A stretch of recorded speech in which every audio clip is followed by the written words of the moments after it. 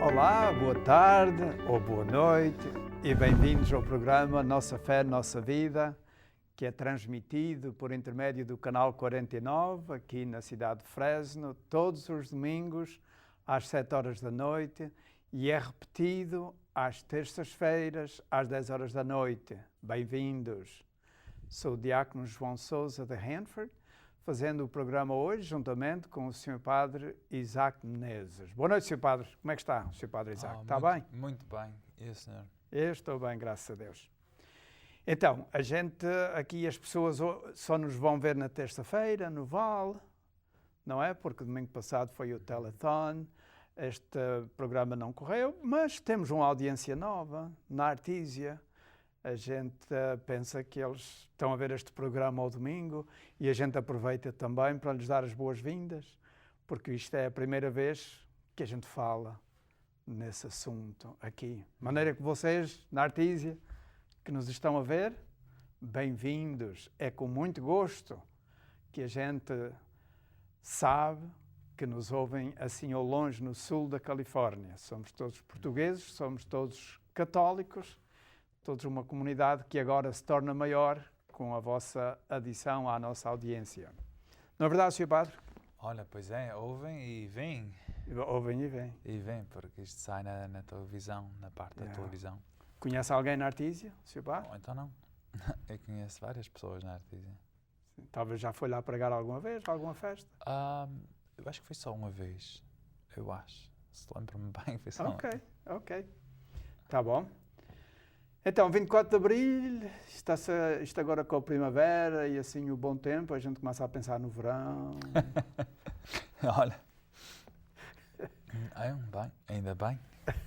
Vai às ilhas este verão? Não, às ilhas não vou este verão. As ilhas é que vêm cá este ano. Tem parentes seus que vêm cá? É melhor assim. Ok, está bem. Faz sentido. Uma vez você vai lá, outras vezes eles vêm cá. Outras vezes eu venho cá. Não, se Deus quiser, vai vir meu irmão e a família, e depois isso vai ser bom. Tá bom. Ok, então vamos às leituras da missa deste domingo, o quinto domingo de Páscoa. Muito bem. Então, no 24 de Abril. Então, a primeira leitura deste dia vem do Acto dos Apóstolos. Naqueles dias, Paulo e Barnabé voltaram a Listra, a Icónio e a Antioquia, iam fortalecendo as almas dos discípulos e exortavam-nos a permanecer firmes na fé. Porque, diziam eles, temos de sofrer muitas tribulações para entrarmos no reino de Deus. Estabeleceram anciãos em cada igreja, depois de terem feito orações acompanhadas de jejum, e encomendaram-nos ao Senhor, em que tinham acreditado. Atravessaram então a Pisídia e chegaram à Panfília. Depois anunciaram a palavra em Perga e desceram até Atália. De lá embarcaram para Antioquia, de onde tinham partido, confiados na graça de Deus para a obra que acabavam de realizar. À chegada, convocaram a igreja, contaram tudo o que Deus fizera com eles e como abrira aos gentios a porta da fé. Palavra do Senhor. Graças a Deus. Então, Sr. Padre, o que é que a gente vê aqui quando a gente ouve esta leitura? Quais são as coisas que lhe vêm assim à mente? Bem, o que me vem à mente, mais que nada, é essa fé que tinha Paulo, São Paulo e Barnabé, essa fé que tinham os primeiros cristãos, e aquela inquietude, aquele desejo ardente de querer ir por todo o mundo e pregar Nosso Senhor, dar Nosso Senhor a todas as pessoas por onde o encontrarem, e aquele zelo para para cumprir essa missão. Uhum. E por isso iam por todo o mundo que podiam, o mundo de então, aquele mundo do Mediterrâneo. Todas essas cidades são lugares que existem, bem, alguns deles existiam. Antioquia, pois hoje já não existe bem assim, mas foi uma cidade muito importantíssima em outros tempos, hoje é conhecida por outro nome. Mas é aquele zelo que eles tinham para anunciar, para pregar, para dar a conhecer Jesus a todas as pessoas por onde passavam. E também, isso também faz-nos pensar nos dias de hoje, e será que nós como cristãos, nós como igreja, será que temos o mesmo zelo para pregar Nosso Senhor ao mundo? Mas ainda estamos no tempo pascal, ainda estamos a celebrar a alegria dos tempos pascais, da ressurreição do Senhor, e ao longo destes domingos temos estado a ler dos Atos dos Apóstolos, até mesmo durante a semana, nas missas de semana, e é tão bonito ver o entusiasmo que aqueles primeiros cristãos tinham. Descobriram uma coisa de grande valor e, em vez de ficarem com aquilo só para si, tinham, como se eu disse, aquela inquietação de levar os outros. E não só os outros da mesma língua ou da mesma cultura, da mesma raça, mas para a Europa. Não foi com eles, com São Paulo e os seus companheiros, que o Evangelho deu o salto para a Europa e depois se foi expandindo. Eu gosto muito do livro dos Atos dos Apóstolos. Mostra este entusiasmo da Igreja nascente e, sem dúvida, que é para nós um grande exemplo. Eu, ano passado, dei um curso sobre o Novo Testamento em português em Hanford. Todas as semanas um grupo, cerca de 30, se juntavam e a gente lia, todas as vezes líamos os Atos dos Apóstolos, até que lemos todo, e estudámos. E as pessoas ficaram edificadas de ver como os primeiros cristãos se entusiasmaram com a fé e como a queriam levar aos outros imediatamente.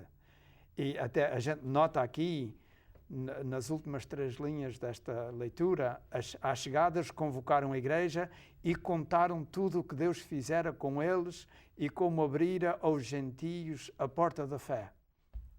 Então, as pessoas alegravam-se antes de que os seus parentes entravam na igreja. Agora, já é os próprios gentios que estão a entrar na igreja, e a alegria que esta gente tinha de ir ao longe anunciar, com tantas dificuldades, tantos problemas, tantas vezes que eles foram atacados, que eles foram batidos, que eles podiam ter sido mortos, que no fim sempre acabaram sendo mortos, não é? Mártires, etc.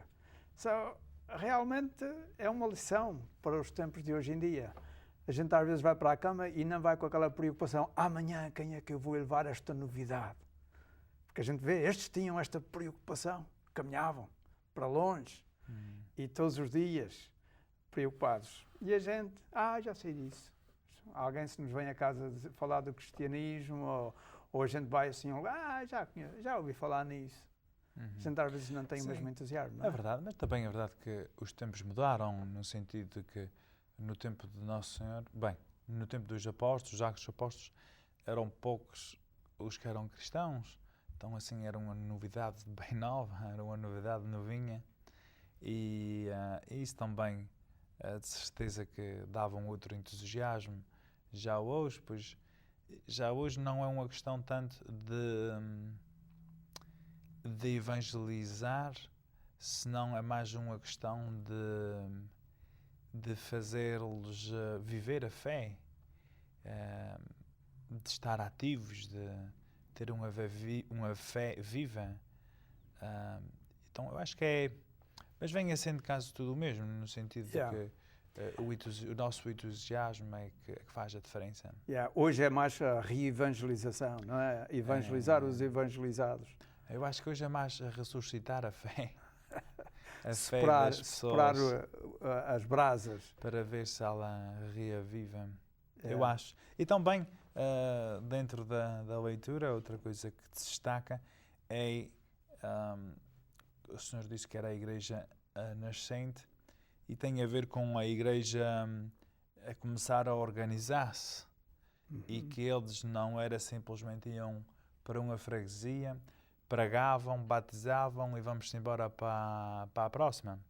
Não, eles faziam isso, mas deixavam atrás um líder, uma organização, para que continuasse aquilo que foi pregado e ensinado. E isso também é importante. Isto aqui vemos a igreja a começar a organizar-se. E eu acho que hoje vivemos num tempo em que a palavra organização e a igreja organizada tem como uma má fama. E muitas pessoas pensam que parecem mais inteligentes se disserem: eu acredito em Deus, mas não na igreja ou na religião organizada. Yeah. E bem, eu acho que isso é uma pessoa que quer passar mais inteligente que os outros, por causa que nós vivemos num tempo em que pensamos que aquele que não é associado às organizações, que tem uma mente mais aberta, etc, etc. São como aqueles que dizem que não são republicanos, mas nem são democratas, mas toda a gente sabe qual é a linha política deles. Mas é uma maneira de dizer: não sou atado ninguém pensa por mim, mas toda a gente sabe qual é a linha política. E eu acho que muito entra nisso. E a igreja organizou-se porque a organização é uma coisa boa, não é uma coisa má. Se qualquer uma sociedade que não esteja organizada, ou qualquer uma coisa que nós fazemos que não seja organizada, vai acabar por acabar em pouco tempo. E a igreja organizou-se para melhor poder evangelizar e para melhor poder levar a mensagem de Nosso Senhor para o mundo. Pois claro, para ter eficiência nos serviços que prestam à comunidade, eles têm que estar organizados. E hoje é o mesmo. Claro. Agora, será que às vezes essa organização pode ser pesada demais e passa a ser uma burocracia onde às vezes é difícil e o papel passa a ser mais importante que o contacto com a pessoa? Isso é um risco que se corre, mas a organização é sempre necessária. Pois. E a igreja organizou-se para o seu próprio bem e por causa da missão. Por causa que, embora que seja um clichê antigo, mas não é tanto que a igreja tem uma missão, mas senão que essa missão organizou-se e formou a igreja. Bem, a igreja estrutura como a temos, porque nós sabemos que a igreja somos nós, as pessoas. Pois. Mas só que às vezes utilizamos esse termo igreja, tanto para a casa onde se reúne a igreja, tanto para a organização que a dirige e também a igreja em si, que somos nós, as pedras. Mas eu acho que era melhor fazer o intervalo. Caros amigos, já chegamos a meio do programa, como é costume, nós fazemos um intervalo de 1 minuto, a gente volta, até já. KNXT thanks all its loyal viewers and respected businesses who have supported your Catholic television station. Now you can support KNXT with program underwriting by having your name, your company's name, or organization associated with your favorite program. Detailed information about you or your company will appear before and after each program or day part you select. Keep the quality and spiritual message alive and make a difference. Call 559-488-7440 today or go online at knxt.tv to find out more about program underwriting on KNXT. Olá, bem-vindos de novo ao programa Nossa Fé, Nossa Vida, com o diácono João Sousa de Hanford e o seu padre Isaac de Orange Cove. Exatamente. Ok. Então, na primeira parte nós falámos um bocadinho e vimos a primeira leitura e vimos o entusiasmo dos primeiros cristãos. Já cobrimos mais ou menos tudo o que queria dizer. Vamos ao Evangelho ou quer acabar alguma coisa ainda? Não, vamos acabar. Eu acho que, já como este programa está a ser visto na Artesia, acho que já foi há 2 anos atrás, o tempo vai depressa, em que eu estava presente e reconheci muitas pessoas da Artesia que estavam tão bem lá nesse dia na festa dos altares, na Ilha Terceira, para quem não sabe, em que um certo padre, agora esqueço-me o nome, deu uma palestra por causa que foi no sábado, acho que foi no sábado ou na sexta-feira, fizeram a inauguração de umas certas obras que fizeram lá na igreja, em que um grande número do dinheiro veio dos imigrantes da Artesia. Então aí o padre deu uma palestra que eu por acaso gostei muito, em que ele falou muito na igreja, em quem é a igreja, e eu falava que a igreja, obviamente, que são as pedras vivas, somos nós. E ele utilizava o termo que era a casa da igreja. Quando nós dizemos a igreja, o edifício, é a casa da igreja, a casa onde reúne-se a igreja. Então, porque na leitura, ouvimos dizer, disse aqui, à chegada convocaram a igreja. Ou seja, não foi o edifício, senão as pessoas convocaram aonde? Num recinto que é a igreja. Aquele edifício que é a igreja. Embora talvez não fosse uma igreja tão grande, porque sabemos que naquele tempo era ilegal ser cristão, provavelmente reuniram-se numa casa qualquer, que estavam lá bem empacados como sardinhas dentro de uma latinha, mas lá é que se reuniram a igreja, que necessita de uma casa para reunir-se, o qual também chamamos a esse edifício como a igreja. Sim, senhor. Muito bem. Vamos então ao Evangelho. Ok. Então, o Evangelho de hoje é segundo São João. Quando Judas saiu do cenáculo, disse Jesus aos seus discípulos: agora foi glorificado o Filho do Homem, e Deus foi glorificado nele. Se Deus foi glorificado nele, Deus também o glorificará em si mesmo, e glorificá-lo-á sem demora. Meus filhos, é por pouco tempo que ainda estou convosco. Dou-vos um mandamento novo, que vos ameis uns aos outros, como eu vos amei. Amai-vos também uns aos outros. Nisto conhecerão todos que sois meus discípulos, se vos amardes uns aos outros. Palavra da salvação. Glória a vós, Senhor. Então, temos aqui o discurso da última ceia, não é? Depois da última ceia, Jesus dá as suas últimas instruções aos apóstolos antes de caminharem para o Jardim das Oliveiras. E aqui temos o grande mandamento, novo mandamento do amor. Qual era a novidade do mandamento novo? Ele diz aqui: dou-vos um mandamento novo, que vos ameis uns aos outros. Como eu vos amei, amai-vos também uns aos outros. Mas como é? As pessoas não se amavam antes de Jesus? Bem, eu acho que as pessoas, como no tempo de Nosso Senhor, como hoje, têm aquela tendência de amar a quem me ama a mim, a quem gosta de mim, a quem me trata a mim bem. E dentro da teologia dos judeus existe mais esse pensamento do que é o amor.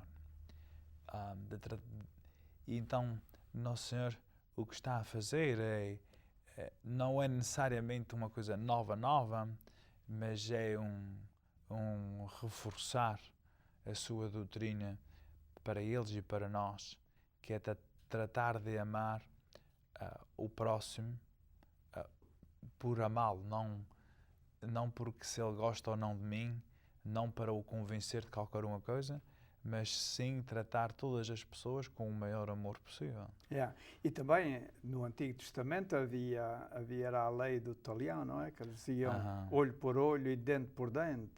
Sim, mas a lei do talião não era necessariamente a lei de Deus. Eu acho que isso às vezes as pessoas estão erradas se assim pensam. A lei do talião ainda é a lei de Deus, é a lei da selva, é a lei das ruas, da sociedade, é a lei da vingança. Isso nunca acabou, foi sempre assim. A lei de Talião não é a lei de Deus. A lei de Deus todos nós sabemos qual é. São os mandamentos e os outros preceptos de Deus. E até mesmo no livro dos Números também está escrito de amar, não diz amar, mas diz tratar bem o próximo. Não é tanto amar por amor, mas tratar bem o próximo como queres que te tratem a ti. Não? Então, essa lei de Talião é a lei da vingança, é a lei da selva, é a lei da rua, é a lei das cadeias, é a lei de muita gente. E dos gangues. Isso mesmo. Então, a lei de Nosso Senhor é de pouco diferente, é muito diferente. A lei de Nosso Senhor, esse mandamento novo, que não é em si novo, mas é uma nova maneira, é um resumir toda a lei de Deus. É reduzi-la em amar o próximo, mesmo que ele não necessariamente te ama a ti. Sim. E isto continua hoje. No tempo de Jesus deu esse exemplo, mas a gente talvez pode dizer que o Papa Francisco também nos dá esse exemplo de amar as pessoas, de recomendar a todos que se amem uns aos outros. Sim. Temos exemplos hoje em dia, não é? Bem, eu acho que esse exemplo, para ser franco, eu acho que esse exemplo foi sempre assim. E não é necessariamente que o Papa Francisco é que está a fazê-lo agora e que o Papa Bento não fazia ou outros Papas antigos. Eu acho que isso é muito mais os média que enfocam-se e bem nisso, e ainda bem, é melhor que falem bem da Igreja e do Papa do que eles antes. também falam mal, portanto, se Eu acho que agora estão a falar menos. Eu acho que agora estão a falar menos. Agora, eu não sei se é tão sincero como o que nós pensamos. Eu acho, a meu ver, que tem um outro motivo por o qual estão a falar bem do Papa Francisco. E no dia que o Papa Francisco disser alguma coisa que aí já não convém, então aí, de repente, aí é que as faquinhas vão começar a ser... Pois, digo o Papa Francisco porque ele é que é o Papa hoje, mas não é que ele seja o único exemplo. Claro. Muito menos agora, nos últimos 2 anos, mas ainda hoje em dia, por exemplo, todos conhecem e se lembram da Madre Teresa. Exato. Nomes exponenciais no mundo inteiro, conhecidos pelo amor, pela sua dedicação aos outros. Sim, mas eu gostaria de dizer aqui uma coisa que é, Nosso Senhor disse que temos que amar um ao outro, mas amar a outra pessoa e amar em si não significa aceitar tudo e mais alguma coisa. Nós somos chamados a amar a pessoa, mas somos chamados a odiar o pecado. E nós temos que distinguir entre o bem, a pessoa, não, e o acto em si. Amar alguém não significa aceitar tudo o que fazem e que tudo é bom e que já não existe o mal. Temos que pensar como os pais. Os pais, por amor, vão dizer que não. Muitas vezes a coisa mais amorosa que alguém pode dizer a outra pessoa é não. Amar não significa dizer sim a tudo. Então aí, dependendo da situação, por amor vamos dizer que não, por amor vamos dizer que isso está mal, por amor até vamos dizer o que estás a fazer nisso não é bom, para não deixar a pessoa viver em erro. Então, mas hoje em dia, muitas pessoas, a meu ver, têm uma ideia muito errada de pensar que o que Nosso Senhor está aqui a dizer é que podemos fazer o que queremos, que não existe nada mal, temos que aceitar tudo, porque tudo é amor, amor está bem e assim está feito. E eu acho que isso não é bem assim. Também por amor se diz que não, por amor se diz o que é o pecado, o que é que não é o pecado. Por amor queremos que as pessoas que crescem de uma outra maneira e não simplesmente continuar no erro. Amar, a gente pode dizer que é querer o melhor bem do outro. Exatamente. Mesmo que ele faça mausuras, vamos dizer, a gente não deseja o mal para ele e a gente quer sempre o melhor bem dessa pessoa. Não é? O verdadeiro bem dessa pessoa. Claro. E Jesus Cristo, no capítulo 25 de São Mateus, no juízo final, dá-nos um exemplo de como é que a gente pode amar os outros de uma maneira concreta, não é? Porque isso é o exemplo do verdadeiro amor. Ir visitar as pessoas à cadeia, ir visitar os doentes, socorrer os necessitados e coisas assim, não é? Exato. As obras de misericórdia são um grande sinal de amor, porque a gente não pode amar sem ter obras que o provem, senão fica só uma cantiga. É porque o amor em si necessita de uma expressão, de ser expressado de actos. E então, todas as coisas que o senhor acabou de mencionar é a maneira de expressar esse amor. Porque querer ver Deus na outra pessoa, e por isso o fazemos. E por isso é que Jesus diz aqui, nisto conhecerão que sois meus discípulos, se vos amardes uns aos outros. E eu acho que falamos na primeira leitura de que os primeiros cristãos tinham aquele entusiasmo para evangelizar, para que mais pessoas possam conhecer a Deus. Aí podíamos pensar em São Francisco, naquela linha famosa dele, que é pregar sempre e, se necessário, usar palavras. Então, uma maneira como nós evangelizamos e como damos a conhecer o Nosso Senhor às outras pessoas é por meio da nossa vida, de viver aquela vida exemplar, aquela vida cheia de fé, e por meio desse exemplo, isso vai obrigar as pessoas a dizer: eu também quero ter a fé daquela pessoa, quero ser como ele. E aí também estamos evangelizando, mas sem negar as palavras que também são necessárias. Muito bem. Padre Isaac, eles estão-nos a dizer que já se acabou o tempo, já temos só 30 segundos e esta meia hora passou-se muito rápida. Bem, caros amigos, acabou-se mesmo, estão-nos a dizer. Foi um prazer passarmos aqui esta meia hora convosco e também é um prazer saber que o pessoal da Artesia agora também nos vê e nos escuta todos os domingos. Bem-vindos, é sempre um prazer a gente aqui vir falar a todos. Jesus Cristo hoje fala-nos no mandamento novo que veio trazer. Essa é a grande fonte de alegria. Amamos a Deus e amamos os irmãos. Boa noite e adeus.